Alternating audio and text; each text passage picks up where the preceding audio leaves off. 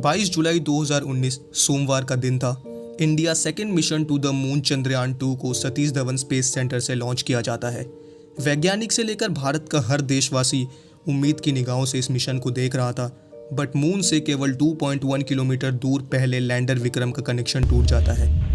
इसरो में मौजूद वैज्ञानिक सन्न रह जाते हैं, करोड़ों भारतीय मायूस हो जाते हैं। इस फेलियर का मेन रीज़न सॉफ्टवेयर ग्लिच बताया जाता है।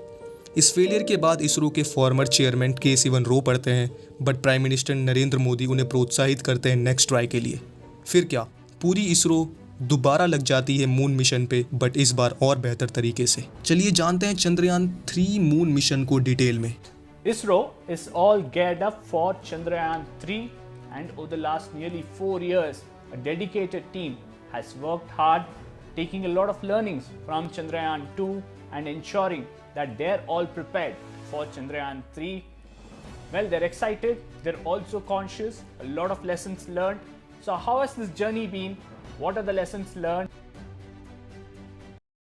चंद्रयान 3 मिशन को बताने से पहले चंद्रयान 2 को थोड़ा ब्रीफ में जानते हैं, बिकॉज 2 को जाने बिना 3 को बताऊंगा तो समझ कुछ नहीं आएगा। चंद्रयान प्रोग्राम के सेकेंड फेज के दौरान इसरो का मेन टारगेट था मून पर सॉफ्ट लैंडिंग करना, जिसकी वजह से इसरो की टीम LVM-3 लॉन्च व्हीकल की मदद से चंद्रयान 2 को लॉन्च करती है, जिसमें एक ऑर्बिटर, एक लैंडर के साथ एक रोवर भी मौजूद था। अनुमानित तौर पे जो लैंडर था उसको सितंबर 2019 में लूनर सरफेस पे पहुंचकर रोवर प्रज्ञान को डिप्लॉय करना था, लेकिन मून से केवल 2.1 किलोमीटर दूर एक बड़े सॉफ्टवेयर ग्लिच की वजह से लैंडर विक्रम का कनेक्शन टूट जाता है और मून पे सेफ लैंडिंग नहीं हो पाती है। Vikram lander descent was as planned and normal performance was observed up to an altitude of 2.1 kilometer. Subsequently, the communications from the lander to ground station was lost. The data is being analyzed. सभी वैज्ञानिक सोच में पड़ जाते हैं, आखिर गलती हुई कहाँ। देन सब कुछ भूलकर एक नए तरीके से चंद्रयान 3 को डिज़ाइन किया गया, जिसको और बारीकी और बेहतरीन तरीके से बनाया गया। चंद्रयान 3 को डिज़ाइन करने के पीछे इसरो के वैज्ञानिक के 3 सबसे बड़े ऑब्जेक्टिव थे। एक तो मून पर सेफ लैंडिंग करना, देन रोवर के लोटरिंग कैपेबिलिटी को मापना, एंड लास्टली मून के कंपोजिशन को जानना। चंद्रयान में मेन 3 कंपोनेंट है, प्रोपल्शन मॉड्यूल, लैंडर एंड एक रोवर। प्रोपल्शन मॉड्यूल एक बॉक्स लाइक स्ट्रक्चर है, जिसके एक साइड पर एक बड़ा लार्ज सोलर पैनल माउंट किया गया है। टॉप पे एक लार्ज सिलेंडर मौजूद है जो लैंडर के लिए माउंटिंग स्ट्रक्चर का काम करता है। इसके अलावा लैंडर को एक पेलोड कैरी करना होता है, जिसको शेप बोला जाता है, यानी spectropolarimetry of habitable planet earth. इस पेलोड की मदद से अर्थ के स्पेक्ट्रल एंड पोलरीमेट्रिक की स्टडी की जाएगी लूनर ऑर्बिट से। एंड लास्टली इस प्रोपल्शन मॉड्यूल का सबसे मेन काम है वो ये है कि लैंडर एंड रोवर कन्फिगुरेशन को कैरी करके 100 किलोमीटर लूनर ऑर्बिट तक ले जाना। इसके बाद आता है लैंडर। ये भी एक बॉक्स शेप्ड स्ट्रक्चर का होता है, जिसमें 4 landing legs and 4 landing thruster लगे होते हैं। हर लैंडिंग थ्रस्टर 800 न्यूटन का होता है, एंड लैंडर का मेन काम है मून पर सॉफ्ट लैंडिंग करवाना। इस लैंडर में एक रोवर के साथ कई और तरह के साइंटिफिक इंस्ट्रूमेंट मौजूद है, ताकि मून पे डिफरेंट टाइप की एनालिसिस को परफॉर्म की जा सके।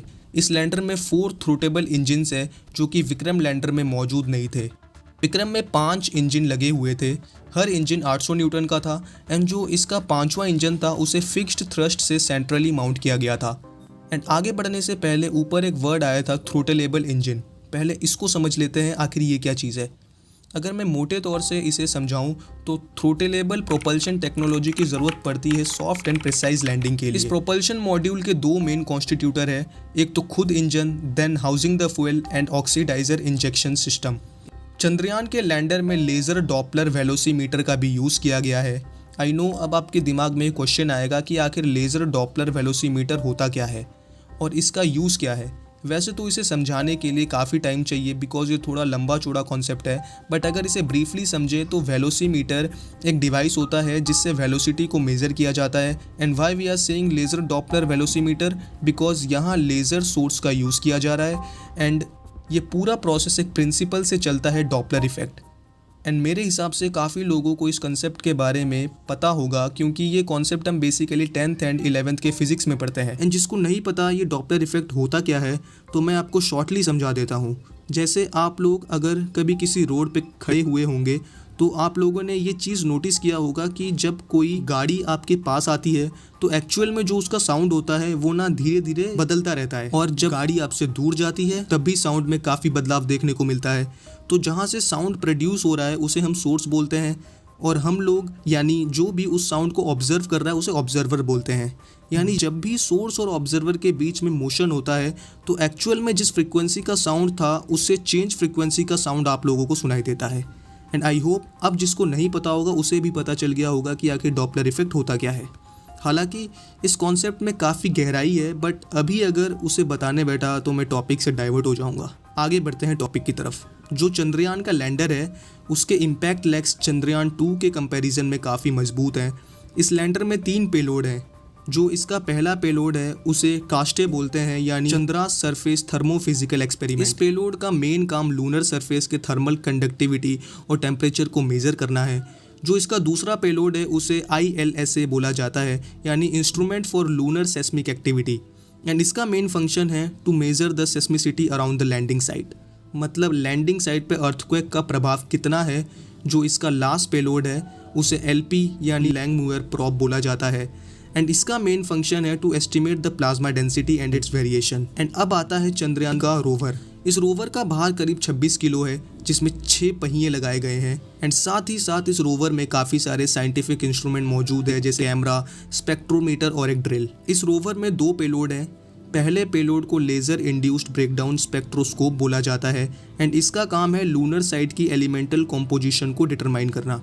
एंड दूसरे पेलोड को अल्फा पार्टिकल एक्सरे स्पेक्ट्रोमीटर भी बोला जाता है, एंड इसका काम है लूनर सरफेस के chemical composition and infer mineralogical composition को डिटरमाइन करना। इसरो के मुताबिक रोवर ये 4 साइंटिफिक डिस्कवरी कर सकता है। नंबर 1 लूनर सरफेस के कंपोजिशन को जानना, एंड नंबर 2 लूनर सॉइल में पानी की मौजूदगी को ढूंढना, नंबर 3 लूनर इम्पैक्ट के इतिहास को जानना, एंड लास्टली मून एटमॉस्फेयर की इवोल्यूशन को जानना।